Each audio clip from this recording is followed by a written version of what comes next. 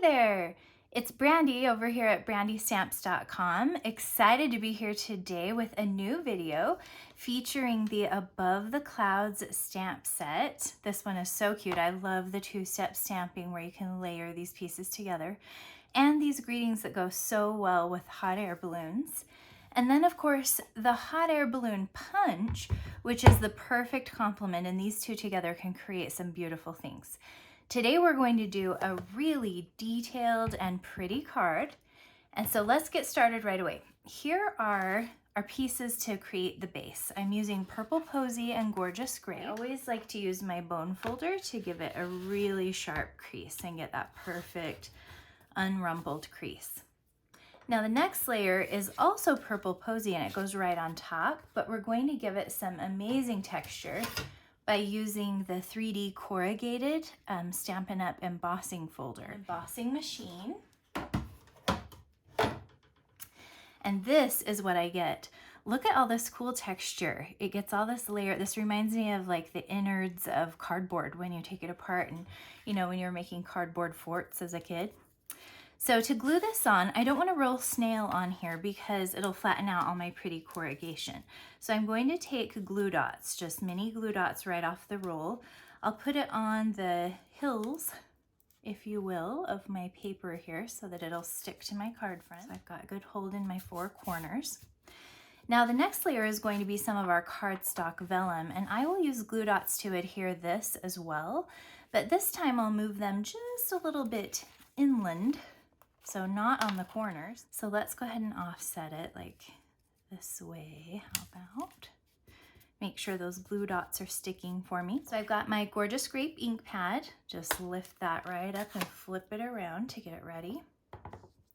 And then this is one of the stamps from the set. It actually has 3 little balloons ready to go, flying through the air. And we'll get that nice and inky.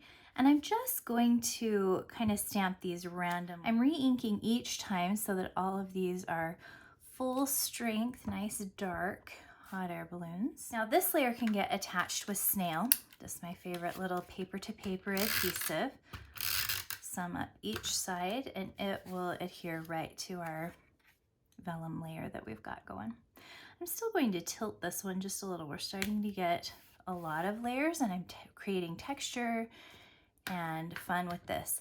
This card was actually inspired by my friend Lauren, who is an artisan for Stampin' Up, and she actually helped me and I sent her pictures and she had done a card similar to this. So thank you, shout out to Lauren. We're going to do a little bit of embossing here. So let's get all our good embossing supplies. You're always going to start out with your Versamark ink pad if you're planning to emboss. So let's grab our main little hot air balloon and just do some really basic embossing. We will take the hot air balloon and just stamp it. This is on shimmer white cardstock. Now this ink stays sticky for a while. That's the whole point. That's why it's great embossing ink for our purposes today. This is the little basket that goes below the hot air balloon, and I'm going to bump it way over to the other corner because I want to do some painting on that and stuff, so I'm creating some space. Now because this ink stays wet for a long time, I'm not stressed about getting my powder on there yet. I can do all my stamping. This little guy is the Embossing Buddy, and it's a static reducer, so if you want to use it before embossing, you just rub it over the paper you're using, and it just reduces the amount of static so that you won't get those little errant bits of embossing powder. So he's a good friend, especially if you're embossing on vellum, which is what we're doing on this piece. So straight down, make sure not to slide. Get our powder. I like to use a little tray to catch my extra. And let's start over here with this one and just tap some powder on there. This is our silver powder. Shake off the excess. Looks great. Here's my little basket. Okay. I'll set that aside for just a minute here, and then here's my banner. If you have powder in your tray, you can pick it up and run it across like that. Grab your embossing heat tool, turn it all the way up to the high setting, that's number 2, and you'll just hold it still in one place until you see the powder melt. Okay, and now we've got pretty shiny silver raised up images, which gives a lot of texture and detail to a project. So let's go ahead and jump in here with our punch. I always like to hold this upside down, kind of like a little frame, so I can see right when I'm on my basket, tip it to catch it, such a little guy. And we're gonna hang on to that and set it aside. We'll need it in a little bit. I wanna do some fun coloring on here. Like I said, we're going to jump in with some watercolor techniques. So all I've got is just a basic acrylic block. This is one of the larger ones, and a re-inker bottle that you would use for your ink pads. This is the Gorgeous Grape. And I'm just going to put a couple of drops of ink on here to give myself a little palette to work with. Then I've got my Aqua Painter, one of my favorite Stampin' Up! Tools. You fill the bottom with water. The middle has a valve which allows water to slowly flow out while you're using it. And the end is a beautiful, gorgeous, perfect watercolor tip. So this is a real help to someone like me who isn't super artistic naturally, but it's this tool that helps make watercoloring so much easier. So a couple things you can do. I'm going to jump in here with some pretty concentrated color and color the bottom of this image. Now the embossing will resist the ink, so I can kind of go right over it and across and it will pool away from the embossing. But it's also raised in a ridge, and so it gives me this natural line, so I kind of can't go out of the lines unless I really try. And then we're gonna do some really diluted color here. By squeezing this a little bit, I'm getting extra water to flow, so I can get some real light purple to come in through here.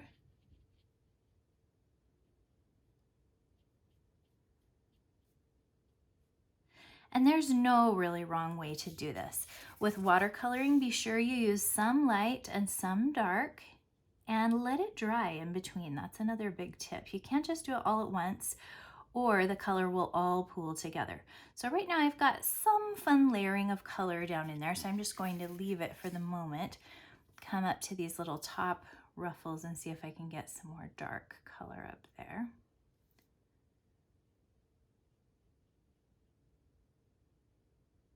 Okay, now we're going to set this one aside to dry. I'll just put it right up in here so you guys can still keep your eye on it. And then I'll brush on my paper here and get my brush clean. Now I could go to another color if I wanted to, which is why the Aqua Painter is so amazing. One thing we're going to do is cut this little banner out. It doesn't need to be cut perfectly, just kind of go around the edge here.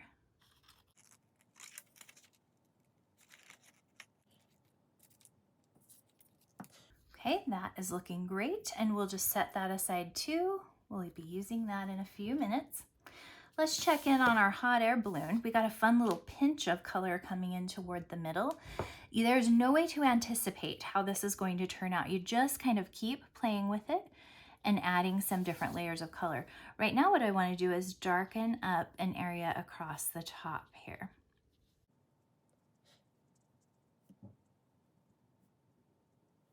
And it's okay to allow some extra water to flow on here. That's why I chose our shimmer white cardstock.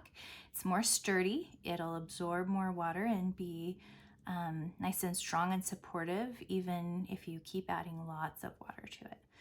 So let's leave it like that for a minute and see what happens.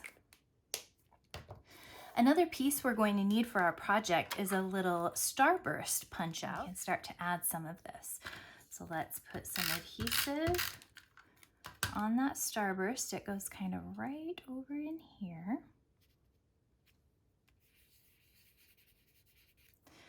I also want to use a little bit of our Gorgeous Grape ribbon, Stampin Dimensionals, to hold these little pieces down.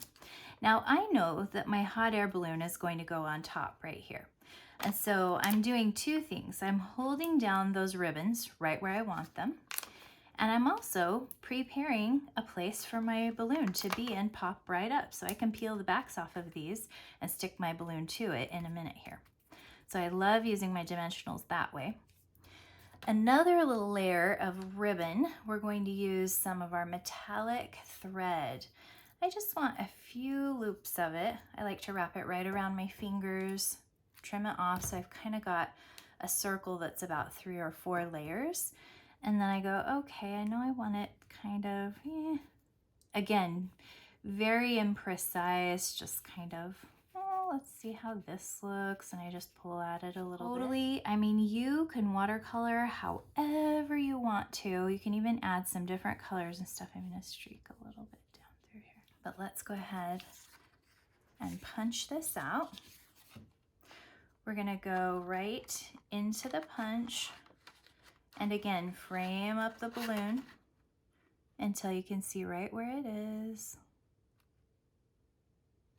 Okay, and then I'll lift all these so we're ready to add the hot air balloon.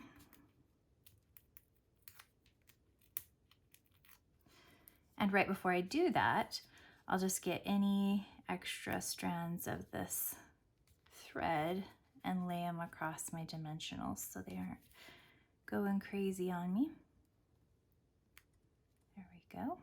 And we'll pop it right down there. Okay, and then we've got our basket, which of course we punched out earlier. I'll use a mini dimensional, one of the small ones, which is perfect there. Now, because this is made of vellum, I want to use glue dots and I want to hide them as much as possible.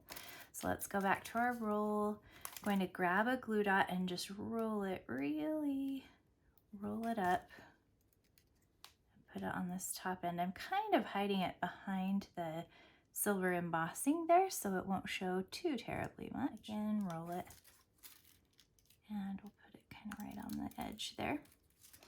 Also on that edge, we're going to add a little bow. So I'll just grab a piece of our white baker's twine. I'm doing what I call an air bow. I did a loop and wrapped around it and tied a bow. Doesn't matter how big or wonky it turns out at first because you can sit and pull on these ends and keep playing with it until you like how it looks. This one's going to be pretty darn small. Again, a rolled glue dot is our friend behind that. I'm going to roll it as small as I can. It's going to also go right there where that glue dot was. Of course, we can trim those ends off. A piece of purple Posy cardstock, and we'll bring our Gorgeous Grape Ink back in. The stamp set has this little stamp that says, "Hi friend," which I actually love this sentiment because honestly, then you can use the card for anything. Because on the inside I can write, "Happy birthday," or "I'm sorry you've been struggling," or "I'm so happy you accomplished that thing." Now, I just want this basically cut out around there, but to help me out, I'm going to use the circle tab punch, which is just kind of a little shortcut here because I can use it as a window, frame up the hi friend, get that punched out, but you get the idea, I think. So you get that finished, and then all I have to do is a tiny little rounding of these corners to make it look like I have some kind of a little rounded rectangle punch, which is fun. Again, with the glue dots, this card is almost entirely assembled by dimensionals and glue dots. Just a little bit of snail there. We'll come right over here by our ribbons with that. And then add just a couple of our rhinestones. I like to use the tip of my paper snips to pick them up and place them exactly where I think they look amazing. And that is our finished card. Can you believe all those little details with the texture and the shine, both wet and dry embossing? I love it. This is kind of out of my usual pattern for the kinds of cards I create, but I was really excited about it and proud of it. So I'm glad I got to share it with you guys today. Remember to subscribe to this channel and be sure to click the little bell so that you'll get little notifications every time I post a new video. And I will see you next time. Happy stampin'!